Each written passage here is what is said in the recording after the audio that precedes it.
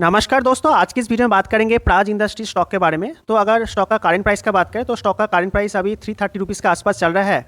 And मैं जब screenshot लिया था तब स्टॉक में 1.52% का एक गिरावट स्टॉक में देखने को मिला। एंड अगर ऑल टाइम हाई से बात करें तो ऑल टाइम हाई से स्टॉक करीब करीब 60% अभी डाउन है। इसका ऑल टाइम हाई प्राइस है 877 रुपीज़। तो अगर इस स्टॉक में आपका होल्डिंग है तो क्या करना चाहिए, होल्डिंग नहीं है, फ्रेश खरीदारी कहाँ करें, इन सभी के बारे में इस वीडियो में डिस्कशन करेंगे। एंड इस वीडियो में हम क्या करेंगे कि स्टॉक में गिरने के पीछे क्या रीज़न है, पहले उसको जानेंगे। एंड देन कंपनी काम क्या करते हैं, इसका फंडामेंटल कैसा है, वैल्यूएशन कैसा है, उसको देखेंगे। एंड लास्ट पार्ट में हम इसका टेक्निकली देखेंगे, इसका important support and resistance level कहाँ पर है। तो चलिए वीडियो को शुरू करते हैं। तो पहले हम देखेंगे कि कंपनी का जो शेयर प्राइस है उस पर फॉल के कारण क्या है। तो पहला जो कारण है कि शार्प ड्रॉप इन प्रॉफिट्स। तो कंपनी का अगर आप Q1 का जो प्रॉफिट्स देखोगे तो आपका पैट में देखोगे कि 93% ईयर ऑन ईयर डिक्लाइन हमें पैट में देखने को मिला। जो पहले था 84 करोड़ वो गिर के हो गया है ओनली 5 करोड़। तो 93% हमें ड्रॉप देखने को मिला पैट में, प्रॉफिट आफ्टर टैक्स में। तो सेकेंड जो रीज़न है वो है कि lower revenue and margin pressure. तो कंपनी का जो पहला जो रेवेन्यू था 700 करोड़ के आसपास, जो गिर के हो गया है 640 करोड़। तो यहाँ पर भी हमें एक ड्रॉप देखने को मिला। इसके बाद हम इसका जो थर्ड जो रीज़न है, यहाँ पर आप देख सकते हो कि स्लगिश इथेनॉल मार्केट सेंटिमेंट। तो थोड़ा सा डिटेल में देखते हैं।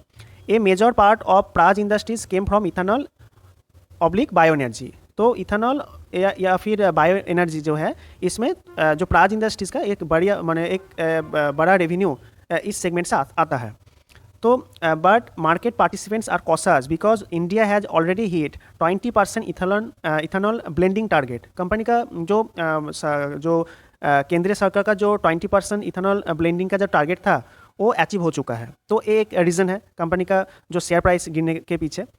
एंड इसके बाद जो फोर्थ रीज़न है कि फॉरेन इन्वेस्टर सेलिंग, यानी या फिर FPI बोल सकते हो, फॉरेन पोर्टफोलियो इन्वेस्टर, उसका उनका जो सेलिंग प्रेशर है एक कारण है। इसके बाद जो और एक कारण है कि पॉलिसी या फिर जियोपॉलिटिकल जो रिस्क है। तो थोड़ा सा डिटेल में देखते हैं। There's is uncertainty about US tariffs, Trump tariff जो आपने रिसेंट न्यूज़ में सुना ही होगा कि US tariffs policies geopolitical dynamics which is making capital expenditure decision less certain. तो और देखते हैं यहाँ पर this affects not just Praj domestic business but it's international engineering orders too. तो इसका जो बिजनेस वर्टिकल है उस पर भी हम देखेंगे कि इनका जो इथेनॉल के अलावा और बिजनेसेस क्या है उसको भी हम आगे पार्ट में देखेंगे। तो कंपनी का जो डोमेस्टिक बिजनेस है ये तो अफेक्ट हो रहा है, पर कंपनी का जो इंटरनेशनल जो इंजीनियरिंग बिजनेस है वो भी अफेक्ट हो रहा है because of US tariff oblique, आप इसको ट्रम्प का टैरिफ भी बोल सकते हो। तो इसके बाद हम क्या करेंगे, कंपनी काम क्या करते हैं उसको देखेंगे। कंपनी कौन कौन की सेगमेंट में काम करता है उसको देखेंगे। तो यहाँ पर आप देख सकते हो कि Praj industries specialises in bio based technologies and engineering solutions with a focus on bio energy, high purity water systems, process equipment, industrial waste water treatment. तो कंपनी ये सब काम करता है। तो और क्या बताया गया कंपनी के बारे में कि the company provides sustainable solutions for a variety of sectors including biofuels, breweries, pharmaceuticals में भी कंपनी है। And has a presence over 100+ countries में कंपनी का प्रेजेंस है। तो एक बढ़िया बात है एंड कंपनी बढ़िया काम करता है। कंपनी का जो बिजनेस है वो डिफरेंट सेगमेंट में कंपनी काम करता है। कंपनी का जो मेन जो सोर्स ऑफ इनकम है वो कंपनी का आता है फ्रॉम बायो एनर्जी या फिर इथेनॉल, आप इसको बोल सकते हो। तो यही मेन प्रॉब्लम है। तो इसके बाद हम क्या करेंगे कि कंपनी का जो yearly profit and loss statement है उसको देखेंगे। और एक बात है कि कंपनी का जो Q1 जो प्रॉफिट है, प्रॉफिट एंड लॉस जो स्टेटमेंट में मैंने डिस्कशन किया, पर कंपनी का जो Q2 का जो प्रॉफिट है उसमें भी सेम हाल है। तो कुछ चेंजेस भी अभी नहीं हुआ। एंड मुझे लगता है कि जब तक केंद्र सरकार से जब तक एक बढ़िया ऑर्डर्स नहीं आएंगे तब तक कंपनी का जो सेल्स में आप इंक्रीमेंट नहीं देख पाओगे। तो एक रीज़न है।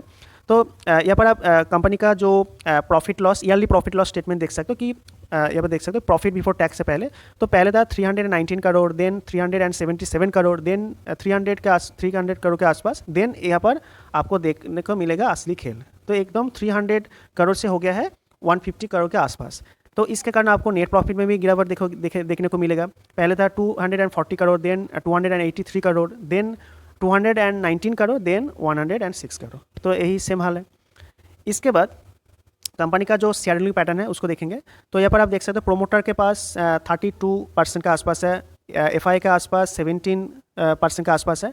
डीआई में को देखोगे तो यहाँ पर आप एक चेंजेस देखने को मिलेगा कि पहले था 19% के आसपास, देन 17, देन 14। तो डीआई क्या कर रहा है कि अपना स्टेक है वो धीरे धीरे कम कर रहा है। तो एक चिंता का बात है। पब्लिक का होल्डिंग देखोगे तो पहले था 30% के आसपास, देन 32, देन 34। तो पब्लिक होल्डिंग बढ़ा रहा है एंड डीआई अपना होल्डिंग घटा रहा है। तो यही हो रहा है। इसके बाद अगर हम क्या करेंगे कि प्राज इंडस्ट्रीज़ का जो मंथली चार्ट डिस्कशन करेंगे। तो अगर इसका स्टॉक प्राइस में देखोगे कि स्टॉक में तेज़ी हुआ, देन स्टॉक ने करेक्शन करके इस लेवल पर सपोर्ट लिया, देन स्टॉक ने अप ट्रेंड दिखाया, फिर से स्टॉक ने करेक्शन करके इस लेवल पर सपोर्ट दिखाया, देन फिर से स्टॉक ने ऊपर गया, सेलिंग प्रेशर बना एंड फिर से इस लेवल पर सपोर्ट लिया। तो मल्टीपल टाइम ये जो सपोर्ट लेवल है इस बार स्टॉक सपोर्ट ले रहा है एंड देन इस लेवल से स्टॉक में एक जंप देखने को मिला एंड करीब ये जो हाई है 877 रुपीज़ का स्टॉक ने हाई मारा। देन इस लेवल से करेक्शन होकर स्टॉक धीरे धीरे करके ये जो सपोर्ट लेवल है इस सपोर्ट लेवल के आसपास स्टॉक अभी आ रहा है। तो मुझे लगता है कि अगर आपके पास होल्डिंग है तो मुझे लगता है कि शॉर्ट टर्म में आपको प्रेशर झेलना पड़ेगा। लॉन्ग टर्म के लिए सरकार का ऑर्डर आएगा कि जो केंद्रीय सरकार उसमें कंपनी का जो इथेनॉल का जो प्लानिंग है वो आगे बढ़ेगा। पर मुझे लगता है जो जब तक ऑर्डर्स नहीं आएगा फ्रॉम सेंटर तो मुझे लगता है कि एक स्टॉक में प्रेशर बना रहेगा तब तक। तो शॉर्ट टर्म के लिए स्टॉक में प्रेशर बना रहेगा, पर लॉन्ग टर्म के लिए स्टॉक अच्छा है। तो मुझे लगता है अगर आपको इस जोन के आसपास मिलेगा, अगर आपके पास होल्डिंग है तो आपको होल्ड करना चाहिए एंड इस लेवल के आसपास ये लेवल है करीब 300 टू 320। तो इस लेवल के आसपास अगर स्टॉक आपको मिला तो आप थोड़ा करके इस लेवल में आप अपना जो पोजीशन है उसको एवरेजिंग कर सकते हो। एंड अगर आप फ्रेश खरीदारी के बारे में सोच रहे हो तो मुझे लगता है ये जो जोन है 300 के आसपास आपको मिलेगा तो आप नई खरीदारी कर सकते हो। तो यही था वीडियो में। एंड अगर इमीडिएट सपोर्ट रेजिस्टेंस का बात करें तो मुझे लगता है स्टॉक में इमीडिएट जो सपोर्ट है वो बनेगा 324, देन 320 एंड देन 300। तो ये तीन है स्टॉक के लिए इंपॉर्टेंट सपोर्ट लेवल। अगर स्टॉक में रेजिस्टेंस का बात करें तो पहला रेजिस्टेंस बनेगा 344, देन 350 इसका सेकेंड रेजिस्टेंस बनेगा एंड थर्ड रेजिस्टेंस बनेगा 360। तो अगर 360 लेवल स्टॉक ने पार किया तो और भी ऊपर स्टॉक जा सकता है। तो यही था आज के इस वीडियो में। और एक डिस्क्लेमर है, मैंने वीडियो में जो भी स्टॉक के बारे में डिस्कशन किया वो मेरा अपना है, मेरा खुद का एनालिसिस है। आप अपना खुद का एनालिसिस करना, उसके बाद ही बाइंग सेलिंग का डिसीजन लेना। तो यही था आज के इस वीडियो में। अगर वीडियो आपको अच्छा लगा तो वीडियो को लाइक करें, चैनल को सब्सक्राइब करें। मिलते हैं नए वीडियो के साथ। Till then good bye.